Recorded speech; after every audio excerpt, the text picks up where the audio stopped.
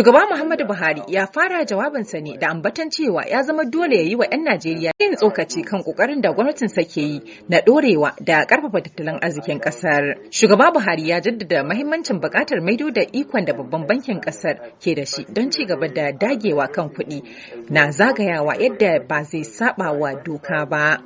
A cewar shugaba Buhari a yayin wannan jawabi da ya yi, yana da masaniya akan irin cikas da wasu jami'an bankuna suke haddasawa wajen aiwatar da manufar rarraba sabbin takardun kuɗi, waɗanda aka ɗora wa alhakin aiwatar da sabon tsarin kuma abin ya bakanta mai rai kwarai da gaske, yana mai cewa gwamnati ba ta da niyyar kuntatawa talakawa. Shugaba Buhari ya ce baya ga tuntuɓar dukkan masu ruwa da tsaki a faɗin ƙasar domin kawo sauƙi a yanayin matsatsi da 'yan ƙasa ke ciki, ya amince bankin CBN ya sake fitar da tsaffin takardun kuɗi na naira 200 kuma a bar su rika yawo a matsayin takardu mai amfani da sabbin takardun kuɗin na naira 200, 500 da 1000 har tsawon nan da kwanaki 60 daga ranar 10 ga watan Fabrairu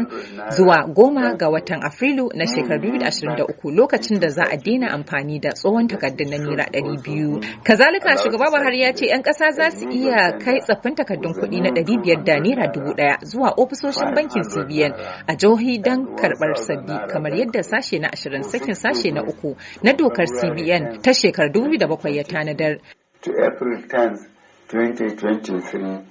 when the old 200 naira note ceases to be legal tender of the CBN Act 2007, all existing old 1,000 naira and 500 naira notes remain redeemable at CBN and designated points. By taking advantage of the platforms and windows being provided by the CBN. Daga ƙarshe shugaba Buhari ya baiwa 'yan Najeriya tabbacin cewa gwamnatinsa za ta ci gaba da yin nazari akan yadda ake aiwatar da bayar da sabbin takardun kuɗin don tabbatar da cewa 'yan ƙasa ba su cutu ba. Abin da 'yan ƙasa za su jira a yanzu shine yadda hukuncin kotun koli akan lamarin zai kasance.